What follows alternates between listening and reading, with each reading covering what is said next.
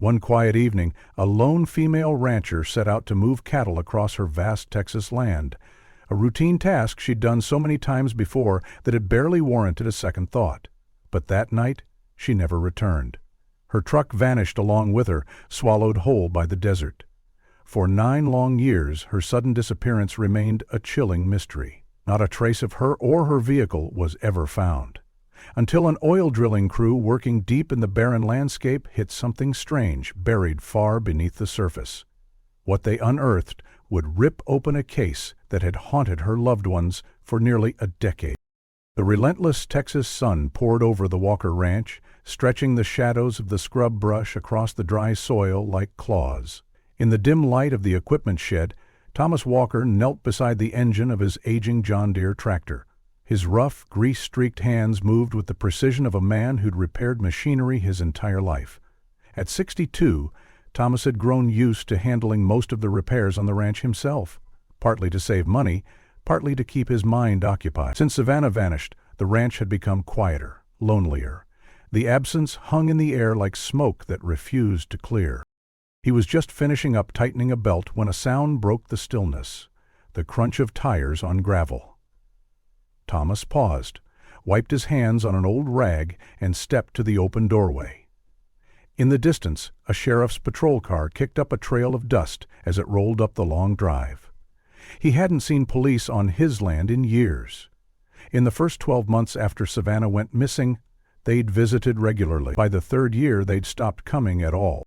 Stepping out into the glare of the afternoon sun, Thomas squinted toward the vehicle as it slowed to a halt. 2 officers stepped out.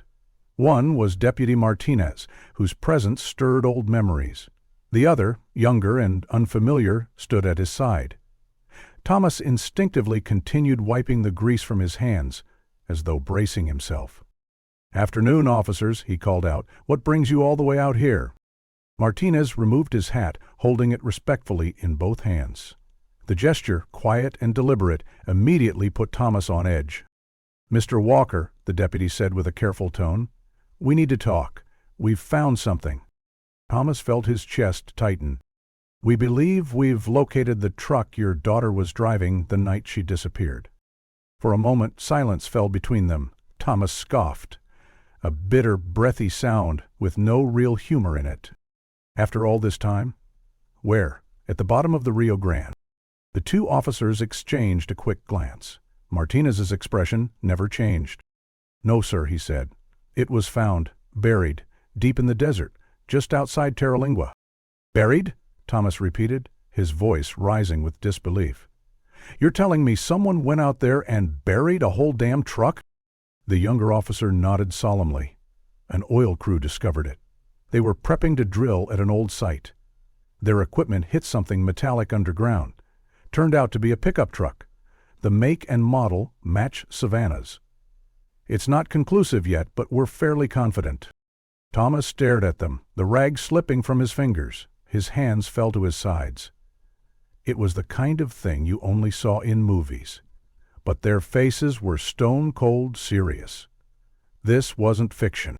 He exhaled slowly, the disbelief giving way to something heavier, grief resurfacing through the cracks of time. "I can't believe what I'm hearing," he muttered. "Not after all these years." "We'd like you to come with us," Martinez said, softly, "to confirm the vehicle. It's part of the investigation now." Thomas nodded slowly. His thoughts were racing, but his voice remained steady. "Let me tell Manuel to watch the place." Turning toward the pasture, he called out to his foreman. Manuel, lean and sun-darkened from years of outdoor work, jogged over with concern etched across his face. "Everything okay, boss?" Thomas hesitated, the weight of the moment sinking in. "They found Savannah's truck." Manuel's eyes widened. "My God! I'll be back as soon as I can." With that, Thomas climbed into the back of the patrol car. The familiar terrain of desert scrub and open sky blurred past the windows as they drove. For over an hour they traversed winding roads flanked by brittle mesquite and cacti, inching closer to Terlingua. The vast openness of the land felt suffocating now, each mile another twist in the gut. As they approached the drill site, the commotion was visible from a distance. Clusters of official vehicles, men in work vests and helmets, state police pacing the perimeter. A yellow barricade tape fluttered in the wind. Towering above the crowd, a crane suspended a mud-caked, rusted pickup truck, still dripping with soil. Below it yawned a raw hole in the earth, where machines had pierced the desert's secret. Thomas stepped out of the patrol car, legs unsteady. The sand beneath his boots felt foreign. A man in a pressed suit approached. "Mr. Walker," he said. "Detective Rodriguez. We met during the early stages of Savannah's case?" Thomas nodded grimly. "Yeah, I remember." Rodriguez gestured toward a man in a hard hat. "This is Jim Patterson from Perry & Drilling. He can walk you through how they found the truck." The oil foreman stepped forward, nervously brushing dust off his vest. "Sir, I just want to say how sorry we all are. We didn't expect anything like this." Tomas gave a nod, silent. "This site was listed as inactive on our records, drilled and capped sometime back in the 60s, Patterson explained. "When we arrived, we noticed something strange. There was a boulder placed right over the old wellhead. That's not normal. Usually those are just sealed and labeled." "So you moved it?" Thomas prompted. "Yes, sir. We used machinery to shift the rock. Then we ran ground-penetrating radar. The old infrastructure interfered with the signal, so we didn't get a clear reading. We started drilling, and at about 15 feet down, we hit something solid. The bit locked up. It wasn't rock. That's when we stopped and started digging." "And you uncovered a truck?" Thomas said, eyes never leaving the twisted, dirt-covered vehicle. Patterson nodded. "It took nearly 3 hours with precision tools. We had no idea what we were looking at until we saw the roof. Then the windshield. The paint matched the make and model the authorities had described. I told my crew to halt everything and call it in." Rodriguez stepped closer. "We haven't opened the truck yet, Mr. Walker. We waited for forensics and for you." Thomas swallowed, a hard knot forming in his throat. "Do what you need to," he said quietly. "Let's find out what's inside." As soon as the crew realized they had unearthed a vehicle, they halted all activity and notified the authorities.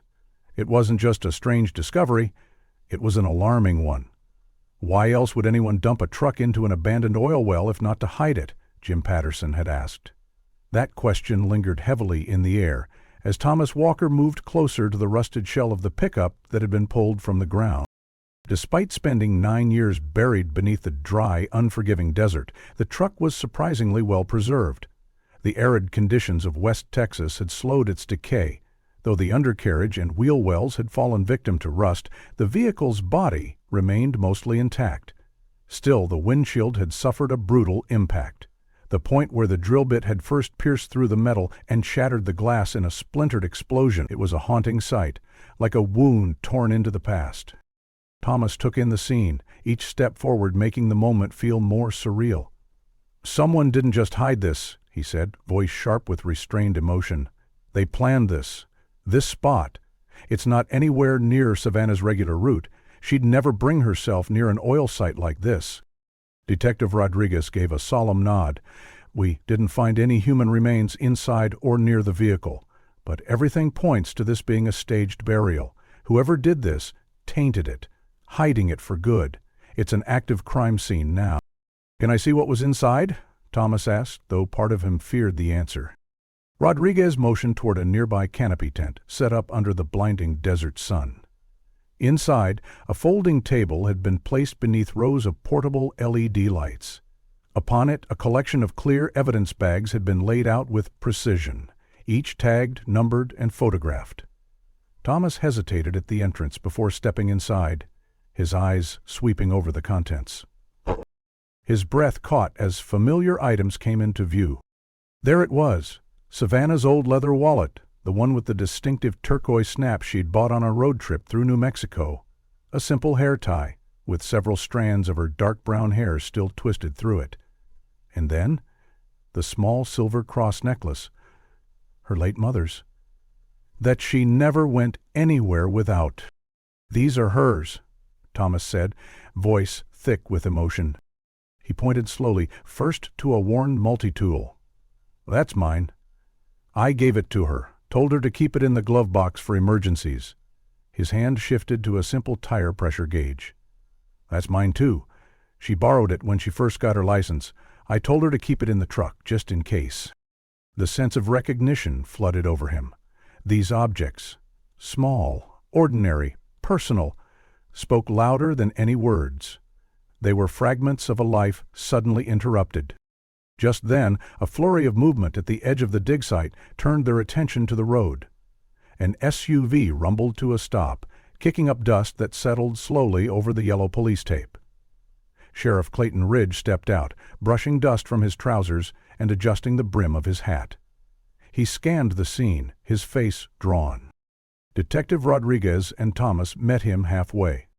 "Apologies for the delay," the sheriff said, catching his breath. "There was a bad pileup on Highway 118. State troopers had to be called in before I could leave the scene." Rodriguez nodded. "Glad you could make it." Sheriff Ridge turned to Thomas, and his expression softened.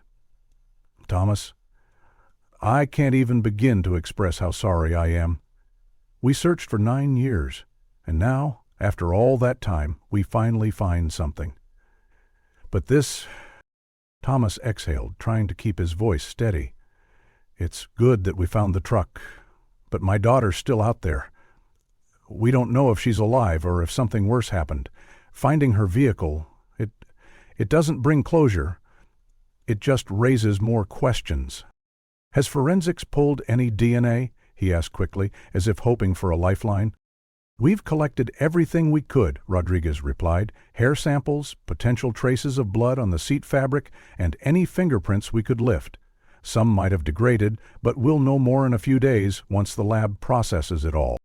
At that moment, Jim Patterson approached with hesitation. "Sheriff, I hate to ask, but can we resume drilling operations nearby? We've got contracts pending." Sheriff Ridge's tone changed immediately. "Absolutely not. This entire area is part of an active investigation now. I'm expanding the perimeter. We'll have a team excavate the surroundings. There could be more out here than just the truck." Rodriguez checked his phone. "I need to get back to the station and pull the original files. I want to re-examine everything now that we have new evidence." "I'll take Thomas back home," Ridge offered. "There's something I need to speak with him about anyway." Thomas gave a slow nod. His eyes swept over the dusty scene one last time. The crane, the suspended truck, the flashing lights. The weight of it pressed down on him as he followed the sheriff to the waiting SUV. The ride back to the Walker Ranch was quiet. The road was familiar, but nothing about the drive felt the same. Thomas stared out at the wide-open desert, the very land that had seemed to swallow his daughter whole. Ridge kept his hands on the wheel, glancing over only once. When they pulled into the driveway, Ridge turned off the engine and looked over at Thomas. "Mind if we talk inside? I'd like to go over a few things in your office." Thomas nodded and led the way through the modest home. They passed the worn living room, through the narrow hallway, and into a small office at the back of the house. The room was practical, functional, a desk cluttered with ranch invoices and equipment lists. A metal filing cabinet was humming quietly. On the walls, photos lined up like sentries, cattle shows, family reunions, and in the center, a framed photo of Savannah on horseback, smiling widely in the golden light of a Texas sunset. Sheriff Ridge took the chair across from the desk and opened a small leather notebook, clicking his pen several times before speaking. "I know you've gone over this more times than anyone should have to," he began gently. "But with the truck found, I need you to walk me through that night again. Everything you remember." Thomas leaned back, exhaling slowly, eyes fixed on the photograph of his daughter. "Clayton, I've told this story 100 times." "I know. But let's go through it again, one more time." Thomas folded his hands in front of him. "Savannah was moving cattle that night, like she always did. She usually left the house around 8 in the evening. She'd head to the west pasture. It takes about 45 minutes if you're not pushing it. She liked going out at night. Less heat, fewer run-ins with the neighbors." He paused. "We sometimes had issues over water rights. She figured night work kept things smooth." Ridge jotted notes. "And what were you doing?" "I stayed home, caught up on paperwork. I expected her back by 11, but by midnight I was getting uneasy. I went out there, Found the herd still grazing, but no Savannah, no truck. His voice dipped, softer now. She was 28, smart, strong, knew this land better than anyone. I thought maybe she had engine trouble, maybe someone gave her a lift. She'd camped out before. It wouldn't be the first time. But when I woke the next morning and she still wasn't home, he looked down. That's when I called for help. You folks, Thomas muttered, jaw tightening. I've lived with that guilt every damned day since. His voice cracked with frustration, regret wrapped tight around every word. If I'd just called that night, if I hadn't waited until morning, maybe whatever happened to Savannah could have been stopped. Maybe she'd still be here. Sheriff Ridge jotted something down in his notebook. When he looked up, his face wore a thoughtful expression, one that Thomas couldn't quite read. Something had shifted in the air between them. You said you went to bed around midnight, the sheriff began, tone still level, after returning from the grazing land, and you were alone, correct? Thomas nodded. Yes, Manuel and the ranch hands had gone home by then. They don't live on site. Ridge leaned forward in his chair, pen poised. Thomas, where exactly were you between 8:00 p.m. and when you left to go check on Savannah? Thomas's brow furrowed. I already told you I was here, in this office, working. Can anyone verify that? Thomas sat up straighter, confusion flashing in his eyes. Why would anyone need to verify that? What time exactly did you leave to search for her? Ridge asked, his tone sharpening. And why didn't you search more thoroughly? Why not call us right away if you were so worried? The questions came rapid fire now, the shift unmistakable. What had started as a discussion had turned into an interrogation. Thomas felt the heat rising in his face. Clayton, what the hell is this about? He asked, voice edged with anger. You're missing the point entirely. I didn't kidnap my own daughter. No one's accusing you of that, Ridge replied coolly. But in these kinds of cases, statistically, it's not uncommon for family members to be involved. We have to rule out every possibility. Thomas's fists clenched. You're wasting your damn time if that's the direction you're going. I was here, Thomas continued, voice firmer now, from 8 until 11, working on ranch accounts. Then I drove out, spent about an hour searching the grazing land, and came back.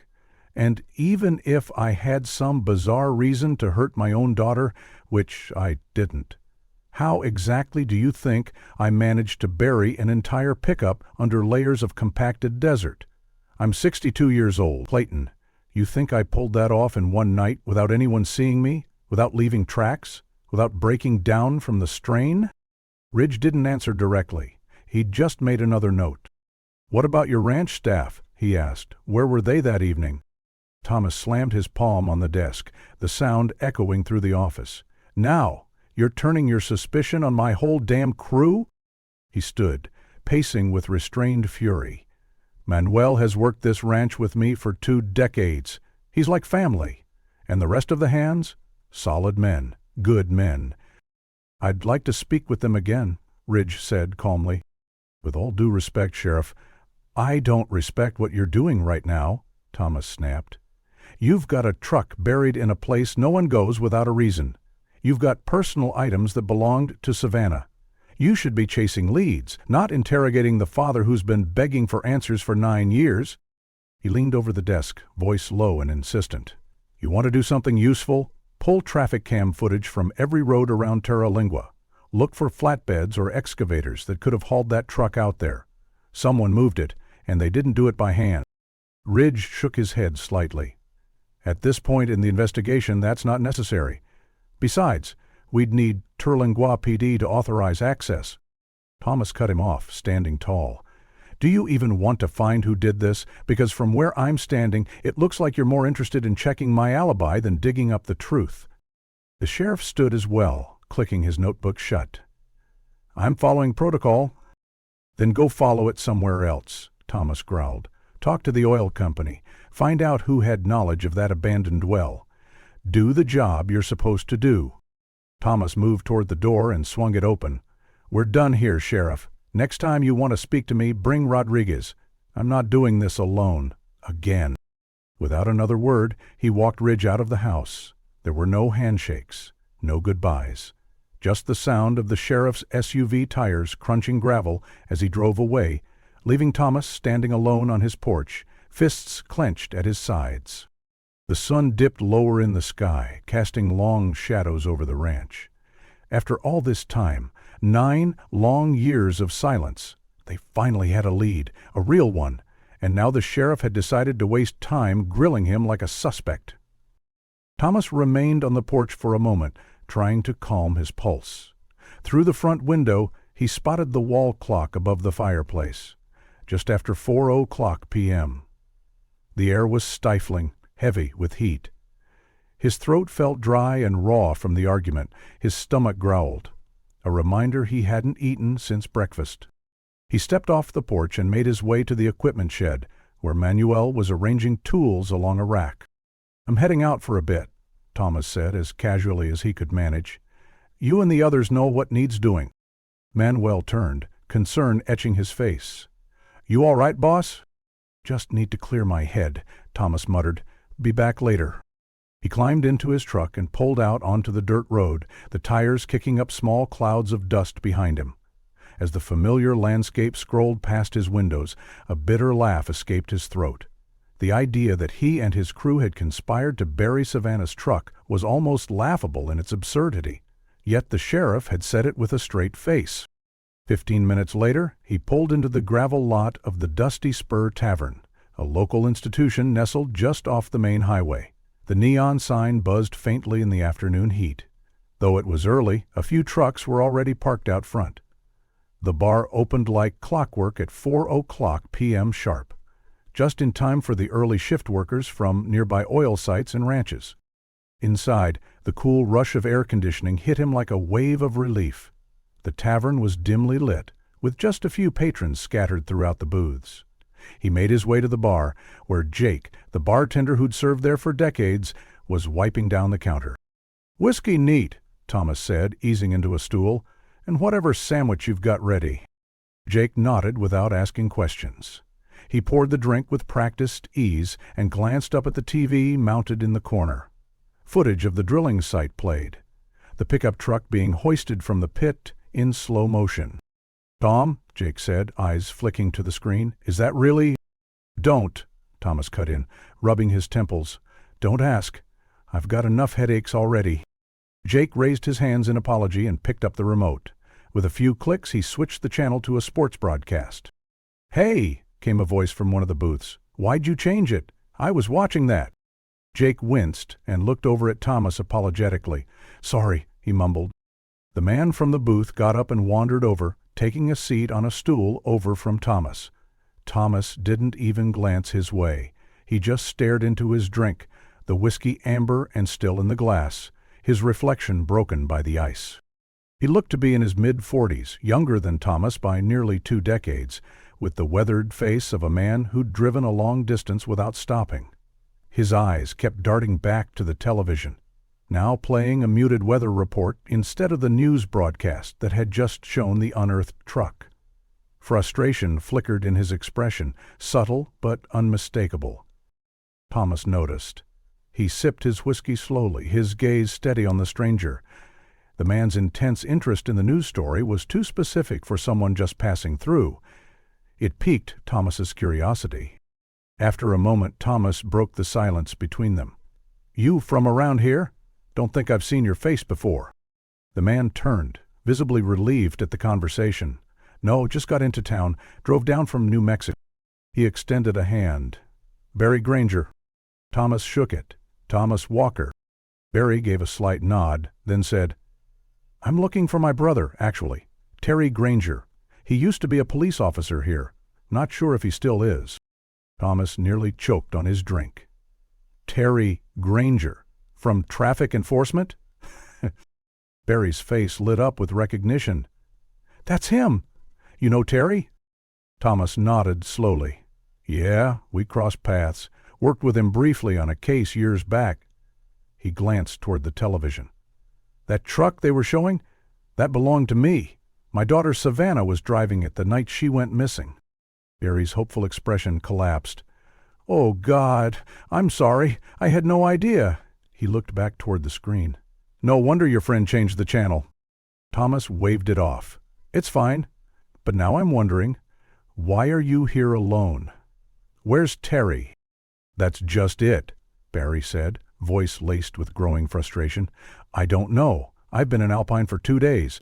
Went by the police department, but they told me Terry quit 9 years ago. Nobody knows where he went. 9 years, Thomas repeated, his brow furrowing. That's the same year Savannah vanished, and that damn truck disappeared. Barry's eyes widened. Wait, you're saying... Thomas leaned back, thinking. I remember someone saying Terry moved to Mexico. Could have been just talk, though. You're telling me he never said anything to you? Barry shook his head slowly, confusion painted across his face. Never. He didn't mention anything. We weren't that close after our parents died. Barely spoke. Things ended badly, but I've been getting my life back on track, and I figured it was time to reconnect. Except now, no one seems to know where the hell he is. A beat passed in silence. Both men sat with their own thoughts. Thomas broke the quiet. You know, during the early investigation, Terry was helpful. He pulled traffic cam footage, ran plate checks, seemed invested in the case. But after the 3rd year, when things started going cold, he stopped showing up. You think it's connected? Barry asked, voice low. I don't know, Thomas said, rubbing his temples. But it's one hell of a coincidence, isn't it? Barry finished the last of his beer, then looked down at the bar. I shouldn't dump all this on you. You've got enough to deal with. It's not a burden, Thomas replied. Besides, I need to speak with Detective Rodriguez anyway. After my talk with the sheriff earlier, I've got more questions than answers. As the news report on the television faded into a weather forecast, Thomas downed the last of his whiskey. Jake returned with the check, but Barry quickly snatched it before Thomas could reach his wallet. Least I can do, Barry said. Thanks, Thomas said, rising from his seat. You got a vehicle? No, took a cab from the motel. Then come with me. The station's not far. We'll see what Rodriguez knows about your brother. Barry looked genuinely relieved. Thank you. Really? The men stepped out into the sweltering Texas afternoon. Heat shimmered off the pavement, and the air felt like it had weight. As Thomas unlocked his truck, a nagging thought tugged at the back of his mind. Terry's sudden disappearance, timed perfectly with Savannah's, was too clean, too quiet. Not many people just walked away from law enforcement without warning. The Alpine Police Department was a modest brick structure tucked off the main drag. It had served the town since the 1970s, its architecture plain and square, like a building with nothing to hide. But Thomas couldn't help but feel that plenty had gone hidden inside those walls. He pulled into the visitor parking area, noting how much busier it seemed now compared to that morning when he'd passed by on his way to the drilling site. Officers moved between vehicles, phones buzzed in pockets, and the tension in the air was palpable. Thomas and Barry entered through the glass front doors. The air conditioning was a welcome change from the blistering heat outside. Officer Patricia Hernandez, seated behind the front desk, looked up from her monitor. Her smile faltered when she saw Thomas. Mr. Walker? Back again? She asked gently. Hi, Patricia. I need to see Detective Rodriguez. Is he in? She glanced at her screen. He stepped out about an hour ago, but I can reach him if it's urgent. Thomas gestured to Barry. This is Barry Granger. He's looking for his brother, Officer Terry Granger. I'm trying to help him out. Recognition sparked in Patricia's eyes. Oh, yes, Mr. Granger. You came by yesterday, didn't you? Barry nodded. Yeah. Just hoping someone could tell me something new. She gave a sympathetic smile. As I mentioned yesterday, we don't have any forwarding info for Terry. He left the department about 9 years ago, just resigned and left. Any idea where he went? Barry pressed. Anything? Why he left, where he moved to? Patricia's expression didn't change. Detective Rodriguez or Sheriff Ridge might know. They were both here when Terry left. They're your best bet. Thomas's jaw tightened at the mention of Ridge. He hadn't forgotten their tense confrontation earlier. Still, he couldn't ignore a potential lead. Is the sheriff in his office? Patricia shook her head. Not yet, but he's due back soon. With everything going on today, He doesn't stay away from the station for long. Barry placed a hand on Thomas's arm. Look, you've done more than enough. I'll handle this. Don't trouble yourself. But before Thomas could reply, Patricia pointed toward the parking lot. Actually, that's him pulling in now. Told you he wouldn't be gone long. He turned toward the glass entry doors. Sheriff Ridge's SUV was just rolling into a space 2 spots away from Thomas's truck. The sun gleamed off the hood as the vehicle came to a halt. Thomas and Barry exchanged a glance. Without a word, they moved toward the entrance, their paths about to intersect with the man who might hold the next thread in both of their unresolved stories. The afternoon heat hadn't lost its grip. As Thomas and Barry stepped outside the police station, they squinted against the harsh sunlight, expecting to see Sheriff Ridge climbing out of his SUV. But the sheriff didn't emerge. Instead, they saw his silhouette still inside the vehicle, framed faintly through the tinted windows. He appeared to be in the middle of a phone call. His head moved, his hand gestured sharply. The windows were cracked for ventilation, and though the air was thick with heat, it was still, quiet. The kind of quiet that made words carry farther than intended. The 2 men lingered awkwardly outside the building, the door swinging closed behind them with a dull click. Maybe we should wait inside, Barry offered after another minute passed. Doesn't look like he's in a hurry.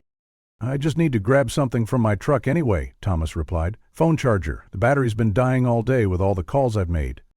He crossed the parking lot at an easy pace, pulling his keys from his pocket. As he passed behind the sheriff's SUV, his ears picked up on the voice inside. The words weren't clear at first, just murmurs bouncing against the roof of the vehicle. Then, one phrase cut through the still air. Handle it quickly, the sheriff said, his voice clipped with authority. Thomas slowed slightly. Ones, yes, fine bones. The words rang out sharp and unambiguous. Thomas hesitated, momentarily fumbling with his keys.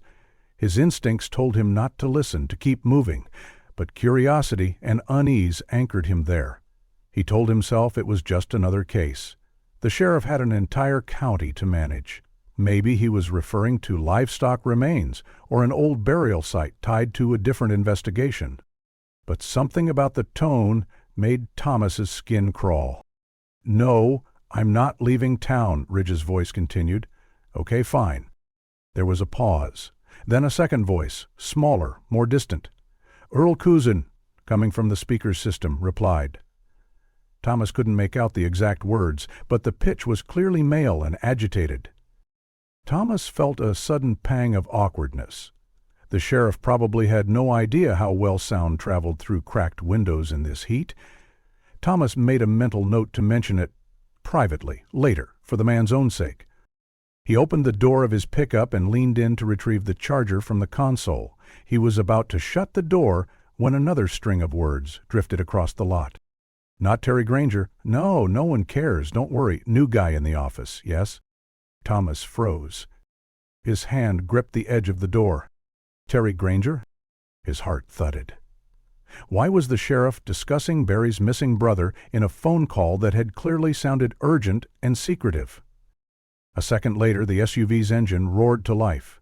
Ridge shifted into reverse, backing out of the spot with a slight squeal of the tires. Barry came jogging over from the station entrance, confusion painted across his face. Is that... He's leaving again. Thomas's mind reeled. Bones. Handle it quickly. Not Terry Granger. And then, no one cares. Something was off. Deeply off. Get in the car, Thomas said, voice sharp. What? Why? I think I just overheard something I wasn't meant to. Just get in. Barry didn't argue. They both climbed in and Thomas started the engine, pulling out just behind the sheriff's vehicle as it rolled toward the road. Barry turned to him. What did you hear? Your brother's name, Thomas said grimly, both hands clenching the wheel. The sheriff said no one cares about him. Barry paled. What else? Searching his memory, he said something about bones, told someone to handle it quickly. Thomas's eyes didn't leave the road. Barry, I don't like this. Your brother disappears the same year my daughter does. The sheriff shows up accusing me of being involved. Then I overhear him talking like this? Something's not right. They followed the sheriff's SUV at a cautious distance. weaving through sparse evening traffic. Ridge was pushing the speed limit, maneuvering around slower vehicles with urgency. "He's driving like he's late for something," Barry observed, gripping the passenger side door handle. "We're trying to get somewhere before someone else does," Thomas muttered. "I'm calling him," he added, pulling out his phone while still watching the road. He tapped the sheriff's contact and hit dial. Up ahead they saw Ridge glance at his phone, then set it down without answering. The call rang through, then bounced to voicemail. "He's ignoring me," Thomas said. "Doesn't even care I'm trying to reach him." Barry leaned over slightly. "Try Rodriguez. He needs to hear this." Thomas tapped through to his recent calls and hit Rodriguez's number, switching to speaker. "Thomas," the detective's voice came through, "if this is about the drilling site, we're processing—" "No, listen," Thomas interrupted. "This is something else. Do you remember Officer Terry Granger?" There was a long pause. "Yes," Rodriguez said cautiously. "Terry Granger, he moved to Mexico about 8 years ago, left pretty abruptly." Barry leaned in closer. "Detective Rodriguez, this is Barry Granger. I'm Terry's brother. I've been trying to find him. Everyone keeps saying he went to Mexico, but I don't buy it." Rodriguez hesitated again. "I'm sorry, Mr. Granger. That's what we were told. Terry said he needed a fresh start, wanted to follow another passion, left on his own." "No way," Barry said. "He loved being a cop. That badge meant everything to him. He said he'd wear it until the day he died." Rodriguez's tone sharpened slightly. "Why is this coming up now?" Thomas launched into a quick rundown of what he'd overheard, the suspicious behavior, and the sheriff's vague accusations earlier that day. "We're following Ridge now. He left the station right after that call." "Something's not right here, Detective." "You're following Sheriff Ridge?" Rodriguez sounded alarmed. "Thomas, that's not a good idea. You should—" "He's turning!" Barry shouted, pointing. Up ahead, Ridge's SUV slowed, then veered off onto a narrow dirt road that split off from the main highway. Dust curled behind him as the vehicle headed toward an old, nearly collapsed farmhouse visible in the fading light. "Detective, I'll call you back," Thomas said, ending the call. He drove another 100 yards past the entrance, then pulled off the road into a thicket of mesquite trees, the branches low and dry. Both men sat in silence, staring out at the farmhouse ahead, half hidden, forgotten, like something from a past that refused to stay buried. A place where answers might finally be found, or where new questions would begin. Thomas killed the engine and doused the headlights. The truck came to a quiet halt behind a patch of low brush. They had a clear line of sight to the old farmhouse in the distance, now visible in the fading twilight. "What are we doing?" Barry whispered, his voice edged with nervous energy. "Watching," Thomas replied simply. "Something's going on here." The farmhouse, though weather-beaten and neglected, didn't look completely abandoned. Warm light spilled from a few windows, faint but distinct in the growing darkness. 2 vehicles were parked near the front. Thomas recognized one immediately, the sheriff's SUV. It had stopped partway up the gravel driveway. A second car, unfamiliar and coated in dust, was approaching from the opposite direction, headlights cutting through the dusk. "There," Barry said, pointing. "Someone's getting out." Thomas squinted through the windshield. 3, maybe 4 of them?" he murmured. The group of men moved toward the back seat of their vehicle and opened the door. A moment later, they hauled out a figure. It was immediately obvious the person was not moving freely. Their steps were clumsy, stumbling between the escorts. The figure's head bobbed slightly, its posture unbalanced. "Jesus," Barry breathed. "Are they blindfolded?" Thomas couldn't see clearly enough to confirm, but it sure looked like it. "Bound, too," he added grimly, "hands behind their back." The group approached the sheriff's SUV. Ridge never got out. The door remained closed as the men loaded the restrained person into the rear trunk area of his vehicle. The process was quick, deliberate. "What the hell is going on?" Barry's voice cracked. Neither man moved as the scene unfolded. Ridge's SUV pulled away first, slowly turning back onto the road and heading in the direction Thomas and Barry had just come from. The second car lingered briefly, then turned and drove back toward town. "Call Rodriguez, now," Thomas said, his voice low but forceful. Barry didn't hesitate. He fumbled with his phone and hit the detective's contact. When Rodriguez picked up, Thomas leaned across and took the phone. "Detective," he said, "we just saw something serious. At a farmhouse off Highway 67, Sheriff Ridge met with another group. They pulled a bound, blindfolded person from their car and loaded them into the sheriff's SUV. He drove off with them. We saw it. Both of us." There was a beat of stunned silence. Then Rodriguez's voice hardened. "Thomas, that's an extremely serious accusation. Are you absolutely sure of what you saw?" "Two sets of eyes saw the same thing," Thomas said, his voice unwavering. "That wasn't an illusion. Someone was restrained, blindfolded, and placed in the sheriff's vehicle. Barry saw it too." "I can confirm," Barry said quickly. "It was real. I don't know who it was, but they were in trouble. Sheriff Ridge took them." Rodriguez was quiet for another second. Then, "If that's true, I'm issuing a bolo immediately. All units will be notified to stop the sheriff's vehicle on sight." "Do it," Thomas said. "He's heading toward the edge of town." "I'm dispatching units to your area right now," Rodriguez continued. "If he's taking that route, there are only a few ways out. We'll set up blockades." "Can you keep it quiet?" Thomas asked. "If he hears he's being hunted, he'll run or double back." Rodriguez sighed. "Depends on who's loyal to him at dispatch. But it won't matter. The bolo will flag him automatically. I'll take this on personally. But Thomas, Barry, it's getting dark. You need to turn around and let us handle this." Thomas didn't respond at first. He was watching the sheriff's taillights disappear over the next hill. Finally, he said, "If that person in the trunk is my daughter, or Barry's brother, I'm not turning back. Just move fast, detective." "We'll be careful," Barry added. Thomas ended the call and jammed the truck into gear, pulling out onto the road again, headlights off, staying well behind the sheriff. Darkness settled over the Texas plains like a heavy blanket. The sheriff's SUV was just visible in the distance, red taillights like eyes in the dark. Rodriguez remained on the line, his voice coming through the speaker now as he coordinated backup units and monitored dispatch chatter. "He's approaching the county line," Thomas reported. But before they could reach it, the SUV's brake lights flashed and the vehicle swerved suddenly, turning off onto a side road.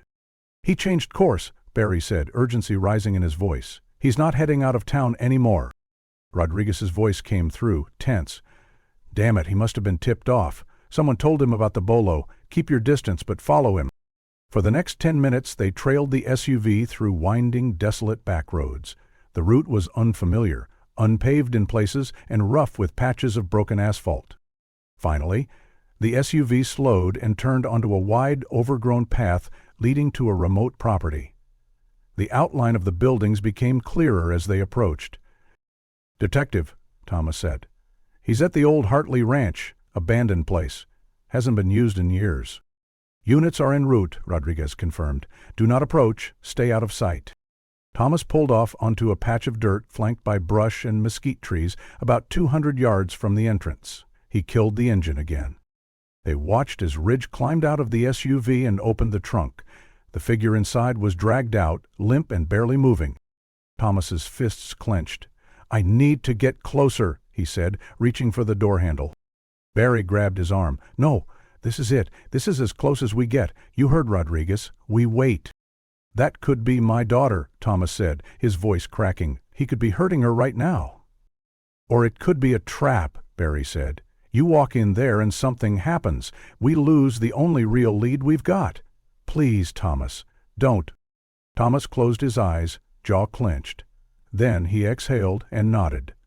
They stayed put. Time passed slowly. The wind stirred dust across the gravel path. Inside the ranch they could see sporadic movements, shadows passing behind the stable's gaps, flashlight beams cutting across the night. And then, finally, backup arrived. From all directions dark silhouettes moved in, unmarked vehicles, police cruisers with lights off, tactical teams moving in perfect coordination. "They're here," Barry whispered. They stepped out of the truck as officers spread out across the ranch perimeter. One officer intercepted them immediately, hand raised. "Stay back, for your safety." From inside the stables a sudden burst of noise shattered the stillness. Shouts, the clatter of equipment, a muffled voice calling for help. There was resistance, a struggle. Thomas froze. That voice, it was real. Someone was inside, alive, calling out. He held his breath, hope and dread intertwining in his chest like barbed wire. They had waited 9 years for answers, and they were now only steps away from finally uncovering the truth. The voice was female, faint but desperate. "Go! Go! Go!" someone shouted. Within seconds, a storm of law enforcement surged toward the stable. Officers in tactical gear breached the doors with precision. The chaos that followed unfolded in a blur. Shouts, scuffling, the echo of boots against wooden boards, radios crackling with calls for medical backup and reinforcement. Thomas didn't hear the officer shouting at him to stay put. He was already moving, Barry right beside him, instinct overriding everything else. They stopped short as Sheriff Ridge was dragged from the shadows, hands cuffed behind his back, his uniform askew. His face twisted into a mask of fury, lips curled into a snarl as he locked eyes with Thomas. "You'll regret this, Walker," he spat, his voice like venom. "You have no idea who you're messing with. You just signed your own—" "Shut up!" an officer growled, cutting him off as Ridge was shoved toward a waiting patrol car. Behind them, another officer emerged from Ridge's SUV, holding a cell phone aloft. "Detective Rodriguez needs to see this," he called out. "Sheriff's messages mentioned moving the woman out of town and something about planting bones." Rodriguez arrived moments later, breathless from the sprint. He took the phone and began scrolling through its contents. His face darkened with every line he read. "You want to tell us who you've been conspiring with?" he asked, voice cold. "Because these messages speak for themselves." Sheriff Ridge glared at him, silent now, jaw locked tight. Barry stepped forward quickly. "We saw where he met them back at that farmhouse off the old highway." "I'm not sure about the exact road," Barry added, glancing at Thomas. Thomas pulled out his phone, opened the GPS app, and held it out. "Here, this is the spot. That's where we saw the handoff." At that moment, officers emerged from the stable's interior, guiding a frail woman between them. Even in the dim red glue glow of emergency lights, Thomas recognized her instantly. His heart stopped. "Savannah." He whispered her name like a prayer, stepping forward in disbelief. She looked thinner than he remembered. Gaunt, her skin pale and bruised, her clothes were torn and filthy.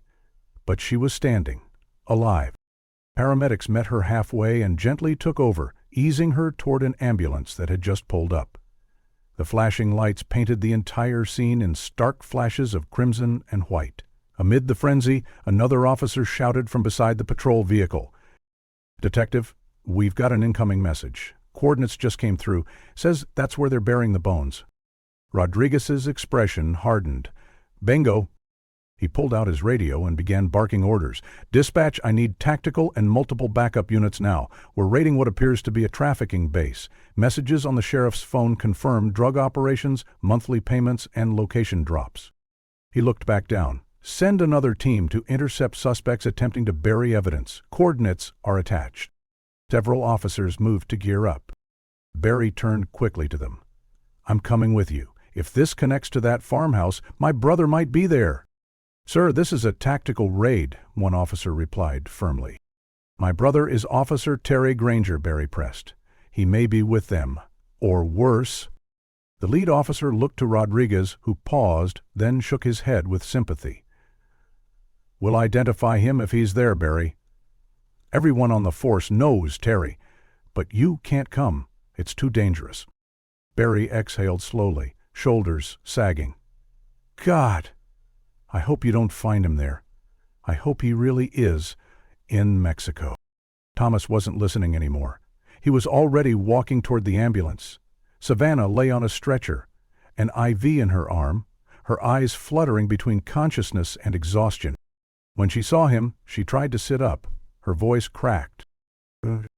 Thomas rushed forward. "Savannah, baby, don't move."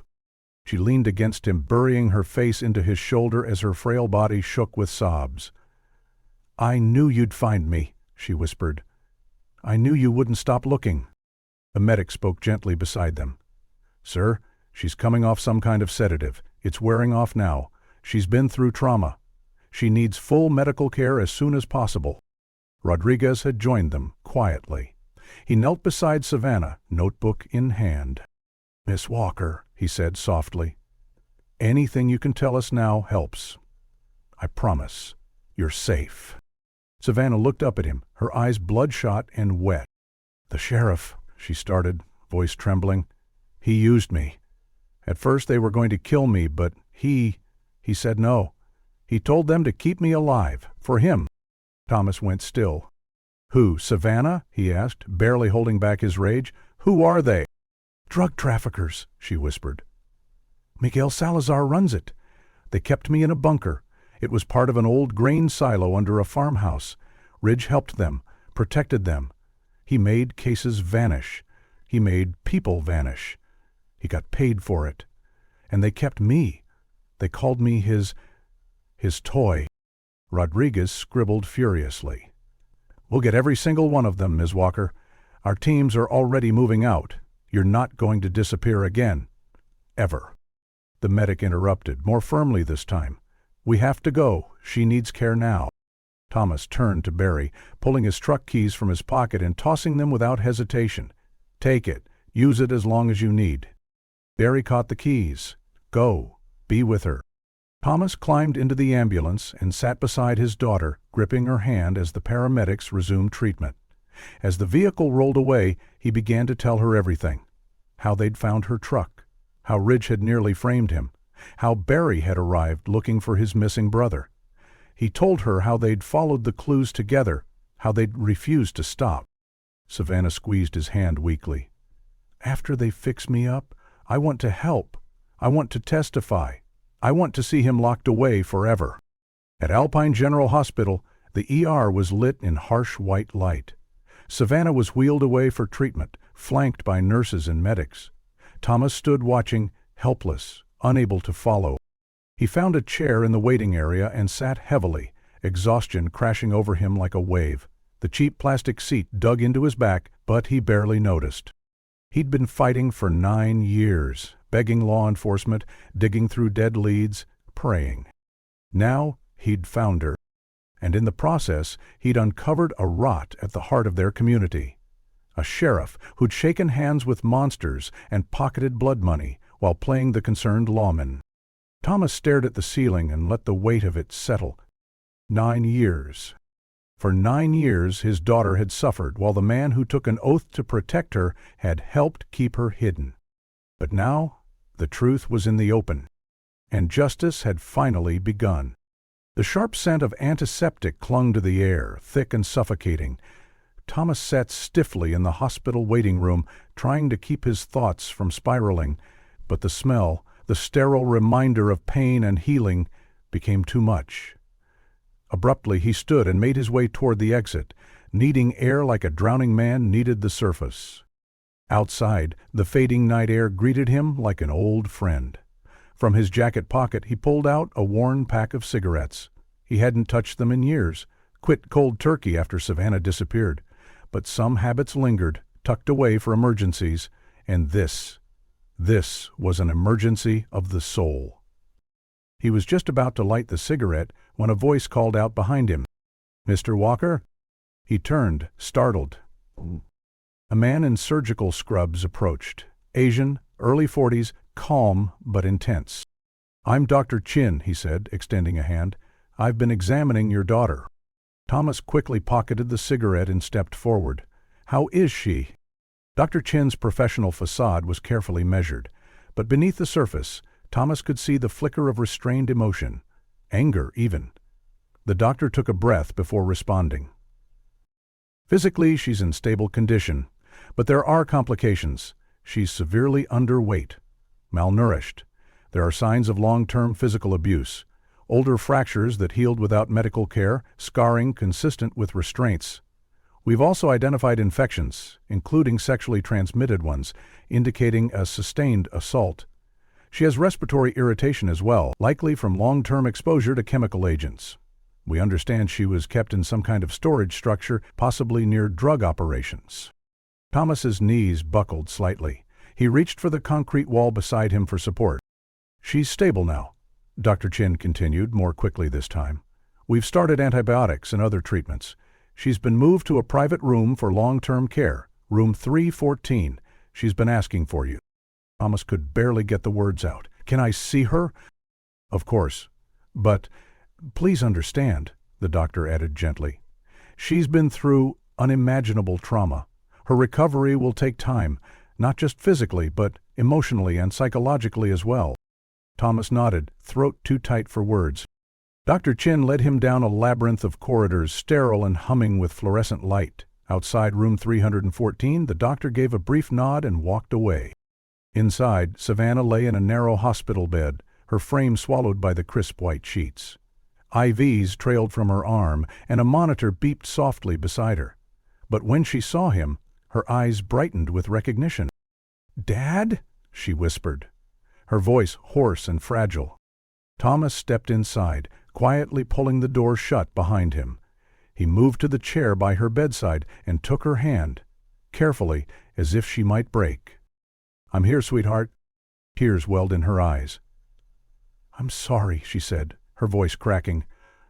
"I'm so sorry I didn't come home that night." "No," Thomas said, gripping her hand tighter. Don't you dare apologize. You have nothing to be sorry for." His voice trembled as emotion overtook him. "I went out looking for you that night. When I saw the truck wasn't back, the cattle still out there, I figured you'd gotten stuck, or maybe gone into town. I should have called someone sooner. I should have—" "Stop," Savannah interrupted, her grip tightening slightly. "If anyone's to blame, it's him, Sheriff Ridge. He was supposed to protect people, not—" Her voice broke. Thomas nodded, brushing her hair gently from her face. "He'll never hurt you again. I swear it." A knock interrupted them.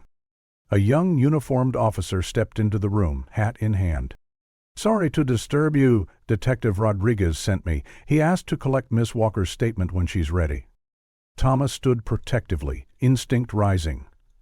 "With all due respect, officer, given what's happened and the nature of this case, I'd prefer Detective Rodriguez handle it personally." The officer nodded. "Understood, sir. I'll notify him." Hours crawled by. Thomas dozed in short, uneasy bursts, waking every time Savannah shifted or whispered in her sleep. Finally, near midnight, Rodriguez arrived, visibly worn down but focused. Another officer followed, carrying a small recorder and a statement packet. "I'm sorry for the delay," Rodriguez said quietly. "It's been a long night. Arrests, interrogations, sorting through the sheriff's records." "I understand," Thomas said. Savannah pushed herself up slightly in the bed. "I'm ready," she said, her voice more solid now. "I want to tell you everything." Rodriguez nodded, signaling for the equipment to be set up. When the recorder beeped to life, Savannah began. "I was moving cattle that night like always," she said. "It was around 8 p.m. I had fed in the truck and was heading to the far west grazing pasture." She paused, swallowed hard. "It was a clear night. I was just about to round up the herd when I saw lights in a nearby arroyo. Vehicles. Men. Near one of the old well pads. They were moving. Boxes. Drugs, I realized later." She blinked, trying to suppress the memory. "I left the cattle. I ran back to the truck. I thought I could slip away before they saw me. But one of them did." "Miguel Salazar," Thomas muttered under his breath. Savannah nodded. "He chased me down with his truck. No headlights, blackout mode. He rammed me. Forced me off the road. Before I could run, he dragged me out. He zip-tied my hands, blindfolded me." Thomas's knuckles turned white around the armrest. "I heard him radio. He kept repeating, 'Sheriff, we have a problem.' That's when I knew." Rodriguez leaned in. "You're sure it was Sheriff Ridge?" "Absolutely," she said. "They brought me to the farmhouse. I could hear them arguing. Miguel wanted to kill me, dump the body. Ridge said no, said he wanted me for himself. They owed him. He'd protected them, made reports disappear, and cleaned up messes. He said this was his payment." Rodriguez's pen froze mid-stroke. "He kept me in a grain silo," she continued. "Bunker under a farmhouse. I heard them talk about getting rid of my truck. Ridge said to use an old oil site near Terlingua. Said the hole was already there." She looked at her father. "After that it all blurred. There were drugs stored above me. I got sick. Sometimes they sedated me, sometimes they didn't. I thought I was going to die." Rodriguez finally set the pen down. "You survived," Thomas said softly, tears in his eyes. "And you're going to get through this." She nodded. "I want to testify," she said, voice firm. "I want to put him and every one of them away, forever." "I moved me from place to place over the years," Savannah said quietly, staring at the ceiling as her voice trembled with each word. "Cartel safe houses, remote ranches, even old trailers in the desert. They never stayed long anywhere, kept me disoriented, kept me sedated most of the time." Thomas sat beside her bed, silent, his heart breaking with every sentence. "There was a woman. Her name was Rosa," Savannah continued, her voice catching on the name. "She was a nurse, worked for them. I think she used to be a real nurse, maybe before they pulled her into all of this. She treated my injuries, helped me through withdrawals when they withheld the drugs. She tried to keep me alive." Rodriguez, sitting at the foot of the bed with his notebook in hand, was scribbling furiously. "They killed her last year," Savannah whispered. "She showed too much compassion. Salazar said it made the other men soft. I saw them do it, right in front of me." "Jesus," Thomas muttered, his voice raw with grief and fury. Rodriguez looked up, his face tight with anger. "Ms. Walker," he said slowly, "your account matches exactly what Miguel Salazar confessed to tonight. He confirmed that they used large trucks to transport and bury your pickup truck at the old oil well outside Terralingua. Worked all through the night. Sheriff Ridge ordered them to cover it with desert sand and debris, then manipulated the traffic camera system to hide all trace of the operation." Thomas leaned forward, struggling to find his voice. "What about Terry Granger?" he asked, each syllable deliberate. "He worked traffic enforcement during that time. Did he help the sheriff?" Rodriguez's expression darkened.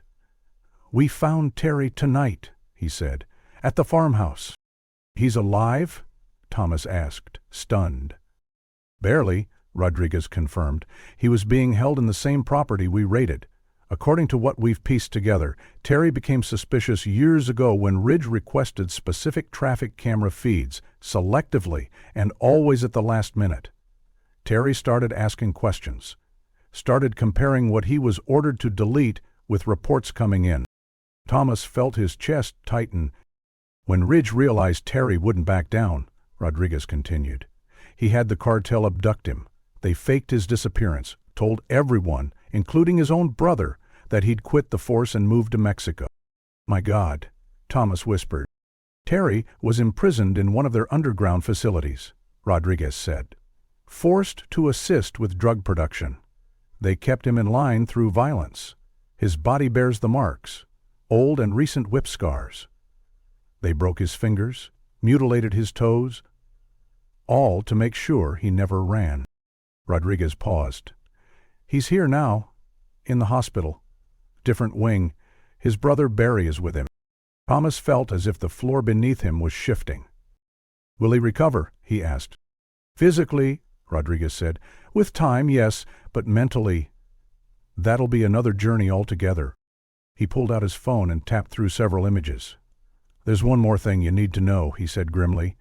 "We intercepted Salazar's crew at a second site tonight, another desert location. They were burying something." He held up the phone. "Ones," Rodriguez said, "mixed with articles of women's clothing, boots, jeans, even a jacket. Items very similar to what Savannah was reported to be wearing the night she disappeared." Savannah's breath caught. "They were going to fake my death," she said in disbelief. Rodriguez nodded. "That's exactly right. Our forensic team quickly identified the bones as non-human.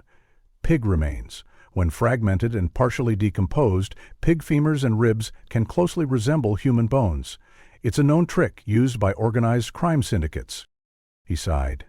"They were planning to stage the discovery tonight. Leave the clothing with the bones, notify a fake tip line. The goal was to close your case permanently and move you across the border. If we'd been a few hours slower—" He didn't finish the sentence. He didn't need to.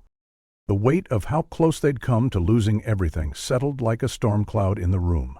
After Rodriguez and his team finished gathering the rest of Savannah's statement and exited quietly, Thomas stayed at her bedside. She fell asleep not long after, worn out from recounting her years of captivity. Thomas gently kissed her forehead and stepped out into the dim hallway, where the quiet buzz of overhead lighting did little to drown out the noise in his mind. A figure emerged from the far end of the corridor, walking with tired, uneven steps. Barry Granger looked like he hadn't slept in days. His face was pale, his eyes bloodshot, but there was a new steadiness to him, a quiet relief that hadn't been there earlier. "Thomas," he said softly, extending his hand. Thomas took it without hesitation. "I wanted to thank you," Barry continued. "If we hadn't crossed paths at that bar, if you hadn't overheard Ridge's call, I never would have found Terry." "How is he?" Thomas asked. Barry's voice cracked. "Alive. After everything, he's still here." The two men stood silently for a moment, shoulder to shoulder in the quiet hospital corridor, bound now by something more than coincidence, by pain, by survival, by a shared determination to expose the truth. "Rodriguez told me everything," Barry said after a moment. "The plan with the pig bones, the fake grave, the attempt to move your daughter tonight. We stopped it just in time." Thomas nodded slowly. "Now we fight," he said, voice firm. "We make sure Ridge and every last one of those animals pays for what they did." Barry nodded. "Rodriguez said state investigators are already on the way. They're going to audit the entire department, uncover every dirty cop, every falsified report. Whatever Ridge was hiding, it's all coming out now." The silence that followed wasn't empty. It was full of understanding, of conviction. Sometimes evil wore a badge. Sometimes it hid behind a title and a polished uniform. But tonight, the truth had clawed its way into the light, and it wasn't going to fade again. "Thank you," Barry said once more, his voice quieter now. "For not giving up. For pushing forward, even when they tried to blame you." Thomas looked toward Savannah's door. "A father doesn't give up on his daughter," he said softly, "and a brother doesn't give up on his brother." Barry smiled, weary and sad. "No, they don't." It wasn't a perfect victory. The scars would remain etched into their bodies and memories. But Savannah was alive, Terry was free, and for the first time in nearly a decade, justice was no longer a distant hope. It had begun. They shook hands once more, not just in gratitude but in solidarity. Two ordinary men, united by love, driven by truth, who had torn down an empire of corruption with nothing more than their determination to do what was right.